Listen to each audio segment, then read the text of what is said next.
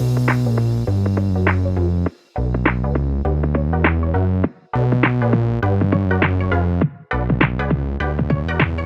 welcome everybody to another episode of Chris and Dave's Reality TV Cast. I'm one of your hosts, Chris, and my co-host and very good friend is Dave.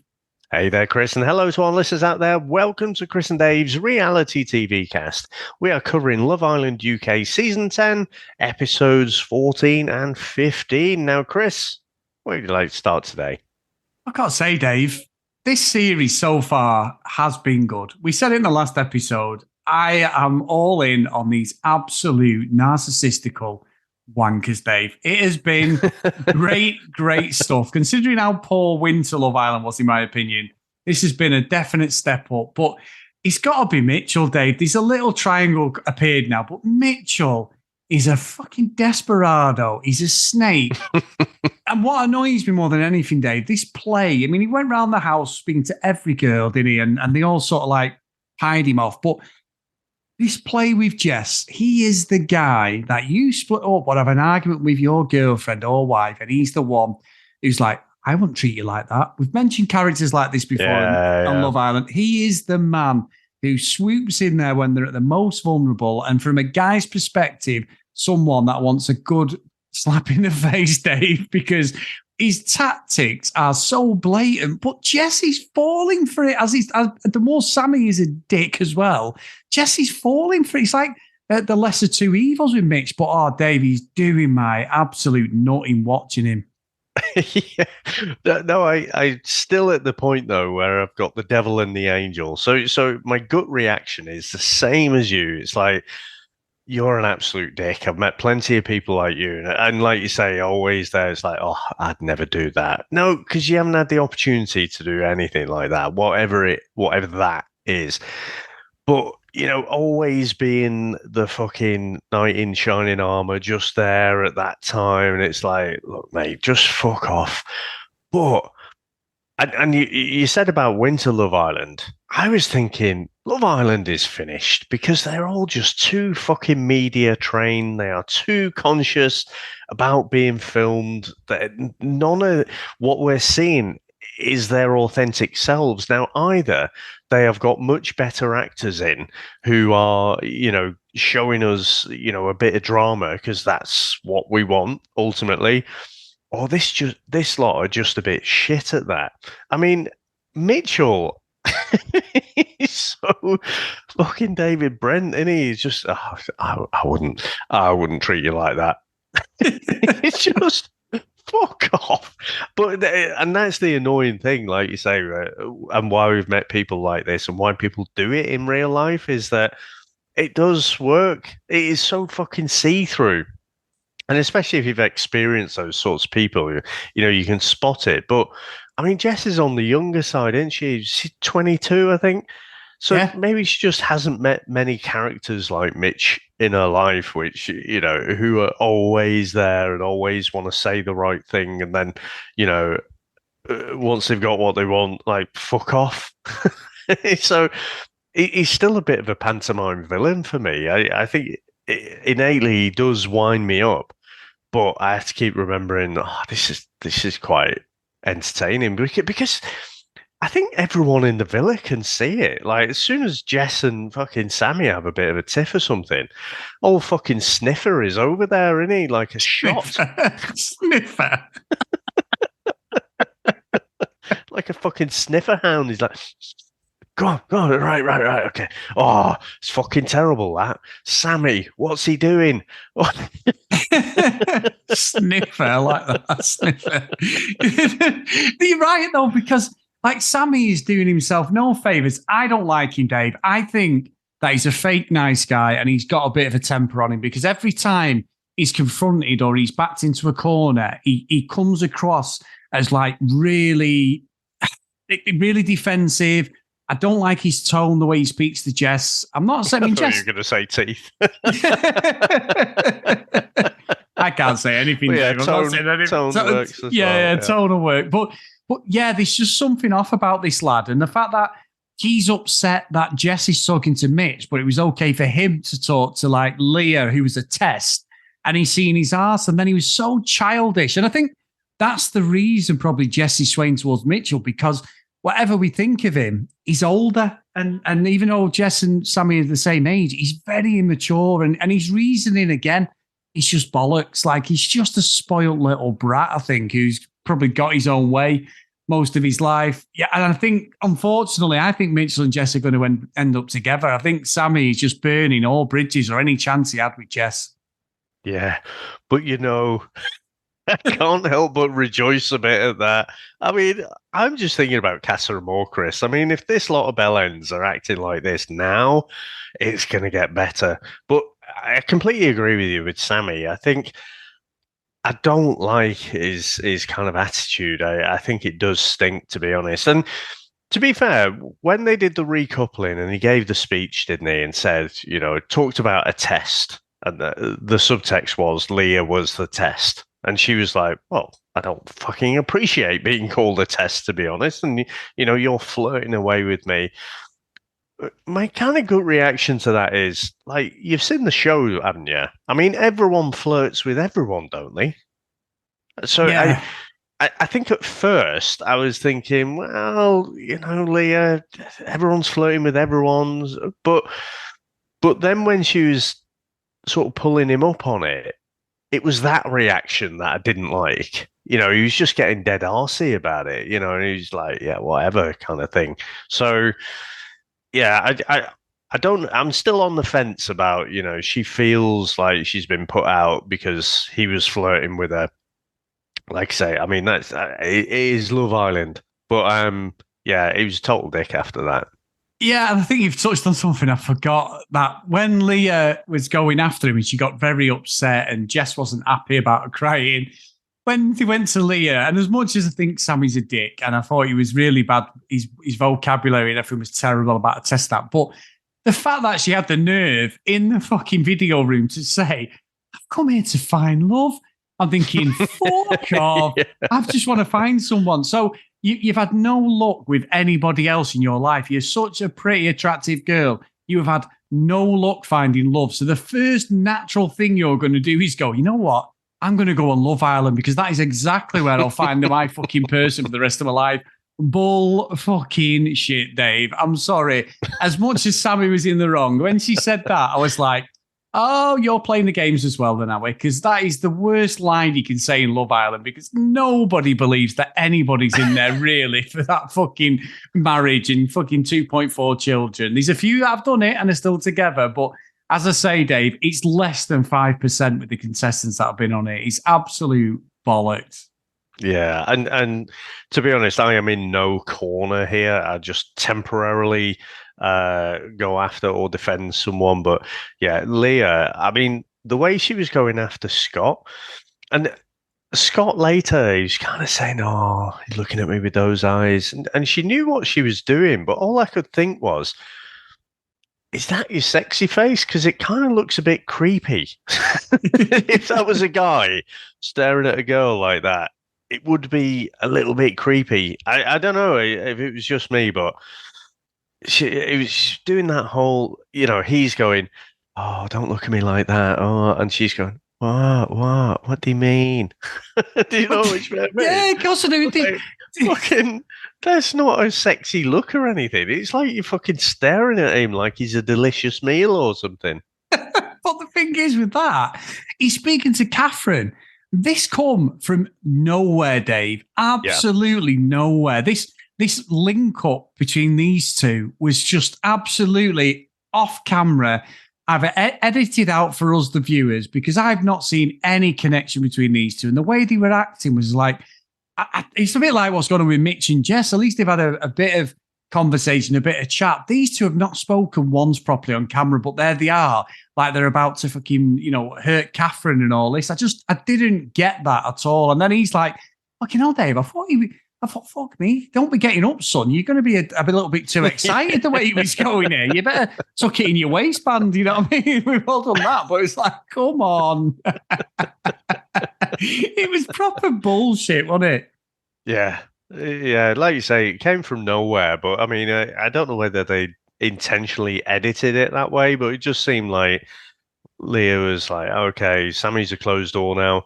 Right, Scott, he looks like he's probably available, and sort of made a beeline for him. I mean, she did basically chase off Catherine, didn't she, at the fire pit? So, yeah, I'm not buying the authenticity of anyone here right now, Chris.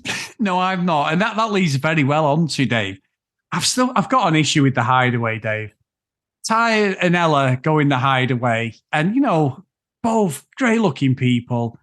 I don't know about these white socks that Ty was wearing, Dave. He reminds me of one of my brothers who used to wear them like they were football socks up to his knee. I know it's the fashion now with sliders and stuff, or Crocs, sorry. But I just can't help but think I just cringe when I see it now. Like Ella says, she's looking absolutely stunning. I know it's part of Love Island, and I called it out in the last series, but Ty's there in his boxers, and they've got to go out. And I know they're all in bloody bikinis for most of the day and swim shorts, so it's not much more than what they normally wear around the pool. But yeah. I don't know what it is. It just feels now like we shouldn't be seeing it. I mean, it's not like the original hideaway. So I know you weren't there from the start, but for me, Dave, you would see everything. The sheets would be going, somebody would be on top of someone else, the quilt would be going over the head. You could pretty much work out what was going on. They don't show any of that now, but I don't know. It sounds so silly because it's a reality show 24/7, but I cringe when I know the hideaway's coming up. It's really becoming one of the most unlikable bits of the show for me.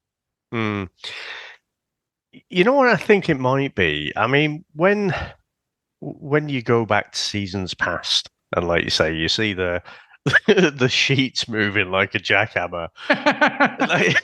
There's something incredibly low budget. You're getting jealous, yeah. Paranormal activity about it. Yeah. But it's also staged and set up now, isn't it? And like it's all like they're sort of playing up to the camera. I don't know. It just feels a bit weird, and it does feel like you shouldn't really be there. Yes. So I'm with you. Does nothing for me. I don't think it adds anything to the story. I can't remember. I'm sure there's been hideaways where maybe it's the Australian one, and they just disappear, and then you pretty much see almost nothing, and then you just see the chat the next day. For me, that's enough. That's all you need to see. Yeah, I'm with you. We're getting old, aren't we, Dave? But I do think we are old. We're not getting old. We are old. But anyway, Dave, what about the game? It came up, situationships, and I was like, oh, fucking hell, what is this nonsense going to be? I actually quite enjoyed it, Dave, because they're in a little rowing boat and they had to guess the partners, like, the usual favourite sexual position, fucking great. But then he got a bit tasty when they were digging out, and that's why they were all calling Mitch Messy Mitch. And I'm not a big fan of Zach at all. But I'll tell you what, Dave, his delivery with Mitch was fucking brilliant. I was pissing myself laughing because it was like he called him out to it, and the Mitch is like, all right, steady, because everyone, pretty much 90% of the answers were Mitch for whatever it was. So he's got to take a bit of heed from that and go, I think there's a bit of an issue here. Or he'll probably in his head go, I think they're all jealous. He'll probably think it's that. But honestly, some of the one-liners when they were calling different contestants out was brilliant, Dave. I really, really thought it was funny. Mitch just lacks complete self-awareness, doesn't he? I mean, in his head, he's not this backstabbing snake, but he's just doing everyone a service, So he's a bit surprised, like a bit taken aback when people are calling him out. But I didn't see at any moment, I didn't see a light bulb going off where he's just saying, oh, maybe because everyone's calling me out as being a snake, maybe I should, have a word with myself and maybe adjust my actions from here. But he was just getting all defensive, wasn't he? So, yeah, no kind of come to Jesus moments there. Fucking brilliant. I did enjoy that. But one of the things that come from it was Maddie and Whitney, again, people have all come out. They've got no sexual chemistry. That was what everyone called them out for, no sexual chemistry, pretty much.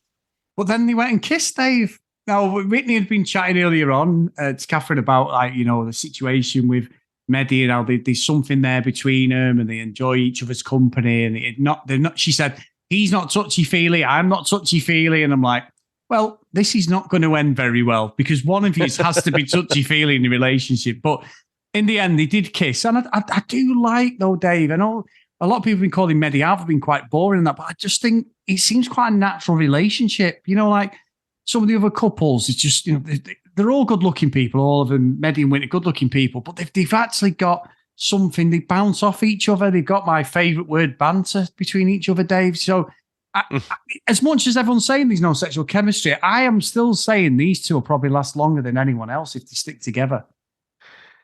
I don't know. I'm a bit more on the fence about that. I think I've seen a few comments here and there about, you know, Medi being controlling, and maybe I've missed those bits. I just haven't seen that. You know, they have had, you know, some. Well, it's not a couple, is it? That, you know, they have chats and they have the banter, and then you're just like, oh, these are going to work out. You know, these are, you know, if we were naive and this was our first Love Island season, but I don't know. I'm just on the fence about them. I mean, it was very deliberate, wasn't it? You know, can you come up to the terrace? It's Yeah. like it's code now, isn't it? So no one goes up there just for a chat. It's like snogging corner or something. You know, it's like you know, that's what it means by inviting her up there. That's what he wants to happen, and she knew that, and everyone knew that. So let's see over the next week, kind of where that goes. I've got my kind of ears pricked up now, my eyes peeled as to look for some of these controlling behaviors from Medi, but I don't know. I just listen. They've got more of a chance than any other fucking couple in this show right now. But I haven't seen enough to say, yeah, they'll make a good match. But just, you know, they're just slightly less toxic than most of the other couples. It was, yeah, true. Very good analysis, Dave. Now, Dave, we've had 4 emails. So Nice. we've had one from our friend Karen, and it's a great email. It's actually entitled, My Name is Karen. Hi, Chris and Dave, living up to my name as a Karen. Miserable, moaning hypocrite. It's Saturday evening and I realised I haven't got an episode of Love Island tonight and I'm pissed off about that. I was pretty much addicted to the almost daily shit show. Noticed one of your not daily podcasts had been released and I heard my email being read out with me complaining. I guess I'm going to be angry 6 days of the week and pissed off for one. No pleasing me. Get Mitchell out, although I do agree it's kind of fun to watch him sniffing around trying to find out if any of the girls are interested. One more thing, Ella has the best resting bitch face ever, Karen. And I agree, Ella's reactions is just fantastic, aren't they? Oh God! I mean, we talked about the hideaway, didn't we? And I think can't remember if we spoke about this or text. It all blends into one at the minute, but you know, I still see them as being quite a toxic couple. They're the couple you don't want to invite around for the for the barbecue because you know they're going to end up arguing with each other. I just don't really see that having any legs at all. But again, I'm going to hope that they do make it to Casa Amor and definitely movie night. 100%, Dave. We need them. We need them to stay in. That's about week 6, though, so I don't know how long we'll last, but let's keep going. So the next one's from our friend Karen again, and it's a great email. Hello, Chris and Dave. The season's been in kick-off now, and it's already better than the last winter series. Hopefully, it keeps going the way it is and doesn't fall off, though. I think Mitch has to be an AI experiment. The delusion is quite scary. I rate Jess for not buying his bullshit as well so far. Ty and Ella gave me flashbacks to Chris, Olivia, Katie and Scott, their definition of a toxic relationship. In Ty's defense, he's always been upfront and honest to Ella. Unlike Zach and Sammy, he made it clear to Ella that he's open to getting to know other people, but he does take the piss at times and likes to get a reaction out of Ella. In terms of the dumping, I was initially surprised, but at the same time, it was kind of expected. I expected Charlotte to go, especially since most of the guys are in their early 20s. I do wish it was Sammy who got dumped instead of Andre. His constant obsession with the word tasty is so odd. I can't really complain with Andre going through, though. He was pretty much a ghost in there, and Molly and Jess were going to allow Zach and Sammy to leave. Molly and Jess weren't going to allow Zach and Sammy to leave either. So, no, very good email, and that's true. We saw the edit with Andre, didn't we, Dave? He featured quite a lot, and then all of a sudden it just stops, and you know then that someone's going to get kicked off. It's so obvious. Yeah, and I think Sammy and Jess were going okay at that time as well, weren't they? So there was no way Jess was going to allow Sammy to leave. So I think Andre was just pretty unlucky, I think. Yeah, I think so. So we've had an email, Dave, and we've got a younger listener. Now, we have got a lot of younger listeners, but this is an endorsement from his mum to listen to our podcast. So brilliant. I love that. I think he's come and joined us over on Facebook as well. So he's titled, I listened on my mother's recommendation. Hi, lads. My mum has been banging on about your podcast for a couple of years. And like most of her suggestions, I assumed it wasn't as good as she was making out to be, as only a child would do with a mother, I understand. However, I gave it a go last episode and absolutely loved it. 1-0 to mum. I love how much you both hate Mitchell. I knew he was a tart when he'd been telling all the lads he was over Molly. And when Charlotte coupled up with Zach, he came up with this spew about hoping he could rekindle things with Molly. What a bell end.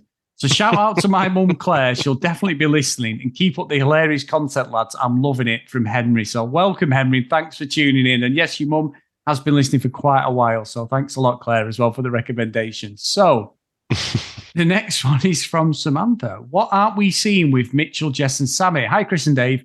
Much like the two of you, I've been on something of a journey with Mitchell. At the end of week 1, I thought he was unhinged, clueless sap who needed to leave. And now, at the end of week 2, I've come round to the fact that we need someone so unaware of how he's being perceived to bumble his way through the villa for a while. The awful attempts at manipulation, flirting, and fitting in are so toe-curlingly awful. I almost cannot wait to see what he does next. It also helps that he's a banker for ridiculous facial expression when he isn't picked by anyone, and yet another kissing challenge. This leaves me, it's true that actually, this leaves me with one question. How could Sammy seem to lose his mind the second Mitchell made his desperado attempt with Jess? What aren't we seeing between Jess and Mitch that's got Sammy acting like he's got competition? The edit made it look like every woman in there is physically allergic to Mitchell, yet Sammy took offence to him making the piss-poor play with Jess. They openly laugh at him whenever he speaks in the general direction of anyone else. So I didn't understand why it would be any different when he made that play for Jess. Interesting to hear your takes as always, Samantha. So thank you so much for that email. Yeah, that's a good point. He's not adhering himself to the actual villa. You actually messaged me when he was doing all this, saying, and it was on the Discord as well, saying like he's going to be very unpopular with the guys if he carries on. Yeah, I don't think it's. I think there's different levels, isn't there? So like, if Mitchell, look, Mitchell's a good-looking guy, isn't he? Great body and everything. He's just a bit of a dick. So I think if he wasn't those first couple of things, like he would be more of an absolute joke. And I think, quietly and sometimes not so quietly, the group, the whole villa almost seems to like take the piss out of him a bit. But it's not enough that he's a complete joke. So when he's going after Jess, then Sammy does feel threatened. And we've said, it resonates a bit because you've met people like this in your life, and it's a pretty distasteful thing to do. Be that person that's like, oh, I'd never treat you like that. Oh, I can't believe he's done that. So I think that's why probably Sammy doesn't feel safe enough yet to just brush what Mitchell's doing off. It's interesting that, and I've got to say though, Dave, I'm actually looking forward to the show every night. I'm like, what's coming next? And that's a good thing. I've not felt like Love Island since last year, so I'm really happy that we're in that situation at the moment. Anyway. Yeah, no, it is good. It is good. I do have to say, and I was the biggest cynic coming into this season, and I thought I can. Well, I'm sure I've said it many times before, but the Winter Love Island was particularly awful. Apart from Maya Jama, that was about the only decent thing out of it.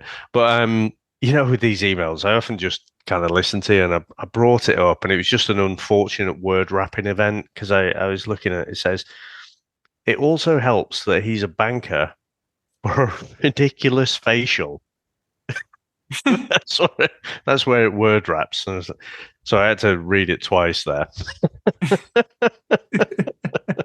I'm a bit of a banker sometimes, Dave. But anyway. The ridiculous facial. No comment. The toe curly maybe, but there you go. But yeah, so it's a really good season so far. Some great characters. Does beg the question, how have they got it so right in terms of these people who lack that self-awareness to be able to come across in a polished way and like a manipulative and fake way? And we seem to get most of those in the Winter Love Island season. I don't quite get the recruitment process, but it does seem to be quite deliberate. Yeah, I agree. It's not just one or two people. It's a definite trend, isn't it? Yeah, no, it is. You're right. It is. It's strange. It's like we got the B team in the Winter Love Island. And this is the A team. So yeah, interesting. Don't let Olivia hear you say that. I just think don't do that, Dave. I was in the Fast and Furious. Yeah, okay, whatever. Anyway, before we get Olivia coming after us, Dave, if you want to email us, cdrealitycast@gmail.com. Some great emails today.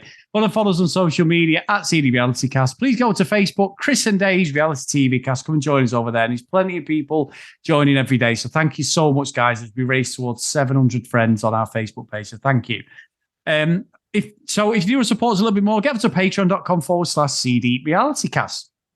So the roll call of honor is Ken Gustafson, Lucky Lulu Green, Lauren, Tracy, Susan, Dee Dee, Katie, Libby, Joanna, Noreen, Chloe, Brianna, Helen, Keith, Gillian, Zoe, Kristen, Maggie, Kate, Megan, Fiona, Cassie, Emma, Nicola, Macy, Alex, Larissa, Helen, and Amanda. So thank you so much, guys. I really appreciate it. And we both appreciate it. Not just me, we both appreciate it for all your support. So thank you so much. And it's been great fun again, not doing a daily podcast, Dave.